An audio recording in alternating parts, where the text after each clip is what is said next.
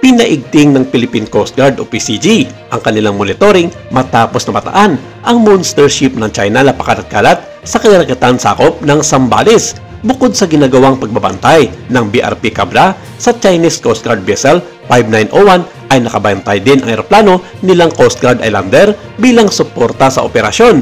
Hanggang sa kasalukuyan, binubuntutan ito ng BRP Cabra na ang takbo lamang ng monster ship ng China ay umaabot sa 6 to 8 knots kung saan ilang beses din itong inikot-ikutan ng nasabing sasakyan pandagat ng Philippine Coast Guard. Sinabi ni Commodore J. Tariela na ang eroplano ay siyang magtatala ng anumang pangyayari kabilang ang maaaring sadyang pagbangga ng CCG vessels sa BRP Cabra kung sakasakali. Matitiyak din ito ang mabilisang rescue operation kung kinakailangan.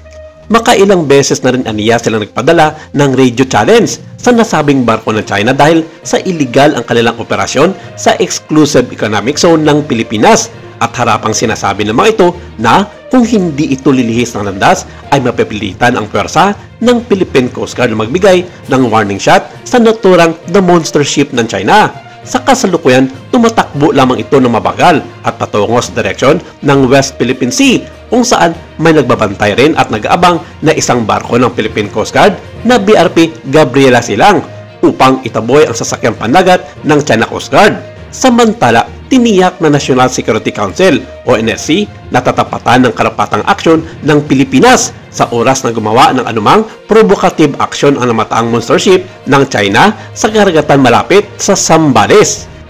Dagdag pa ni Malaya, mahigpit din monitor ito ng Task Force North at National Task Force for the West Philippine Sea sa kabila rin ng mahigpit na pagbabantay ng Philippine Coast Guard. Patuloy din na binibigyan ng challenge ng ating mga otoridad ang naturang monster ship ng China at binibigyan din na sila ay nasa loob ng exclusive economic zone ng Pilipinas at mali ang kanilang giniit na nagsasagawa sila ng patrolya sa kanilang area of jurisdiction. Naniniwala naman si Malaya na ang ginagawa ng China ay isang uri ng intimidation, coercion, deception at aggression kung saan ipinapakita nila may ganito silang barko upang takutin ang mga mangingisdang Pilipino. Dagdag pa ni Malaya na sa ngayon wala silang namumonitor na nagsasagawa ng pangharang at delikadong maneuvers ang Chinese monster ship at patuloy ito na naglalayag sa direksyon palabas ng exclusive economic zone ng Pilipinas.